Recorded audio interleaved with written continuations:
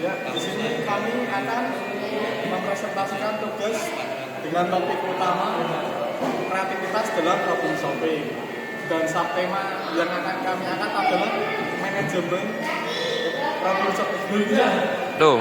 Dengan subtema problem solving dalam manajemen waktu mahasiswa. Lu.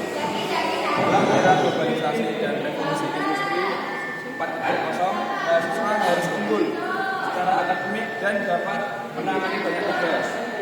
Namun, fakta di lapangan menunjukkan bahwa banyak mahasiswa kesulitan mengelola waktu dan sangat umum untuk mengalami gejala seperti prokrastinasi atau pekerjaan yang berulang, overload atau beban tugas yang berlebihan, manajemen prioritas yang buruk dan ketidakmampuan untuk menolak permintaan yang tidak sesuai. Tuh.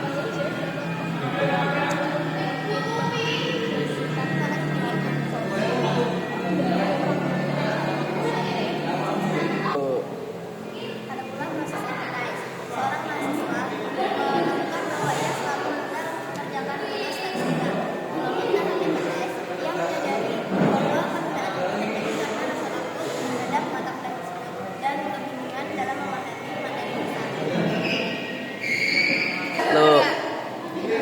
Berdasarkan temuan tahap terkait problem sebagai pasti tertiga yang penting organisasi dan bisa kesulitan menyelesaikan tugas. Oh. Berdasarkan temuan tahap yang terkait problem dan sebagai mahasiswa semester 3 yang aktif organisasi. Saya merasa kesulitan mengerjakan tugas klasifikasi karena dasar dan rasa cemas yang muncul setiap membuka buku sehingga menyebabkan penundaan lanjut yang mengganggu jadwal aktivitas dan lain-lain. Oh. Selanjutnya, saya akan menjelaskan Jason dan Jason atau menghasilkan ide. Yang pertama, yaitu bergabung dengan kelompok belajar statistika. Yang kedua, menemui asisten dosen statistika. Yang ketiga, belajar melalui video tutorial online. Yang keempat, mengajar. Usah ulang nggak sih? Oh. Yang selanjutnya, Jason dan brainstorming.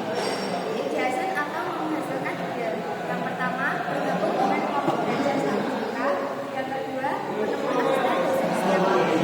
Yang ketiga, belajar melalui video tutorial online. Yang keempat, mengerjakan tugas statistika di pagi hari ketika pikiran masih fresh. Yang kelima, membagi tugas besar menjadi bagian-bagian kecil. Yang keenam, memberikan reward pada diri sendiri setelah menyelesaikan subbab. Yang terakhir, menggunakan teknik Pomodoro atau 25 menit fokus, 5 menit istirahat. Tuh. Oke, sekarang prototyping dan testing. Mahasiswa memiliki 3 solusi dan dari tahap ini yang akan membuat prototipe sendiri. Seperti 1. Jawaban baru. Belajar statistika setiap Senin, Rabu, Jumat pukul 7 sampai setengah 8 pagi.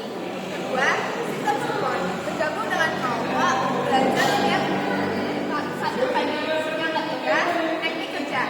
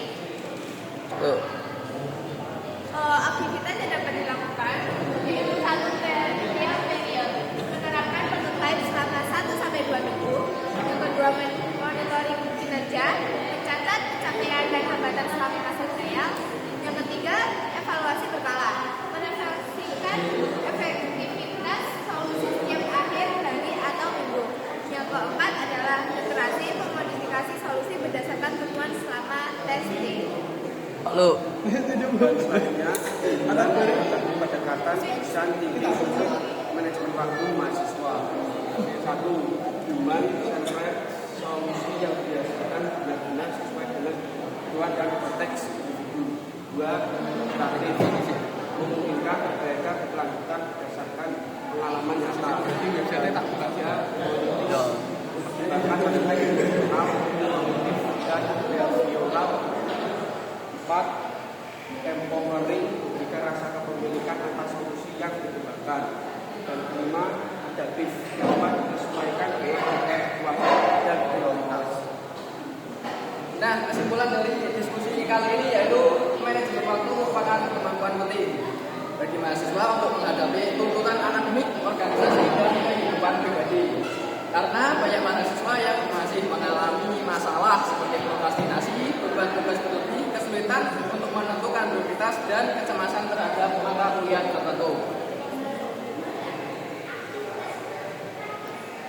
Dan pendekatan design thinking mulai dari 4 ide, define, ide, prototype, dan tes mahasiswa.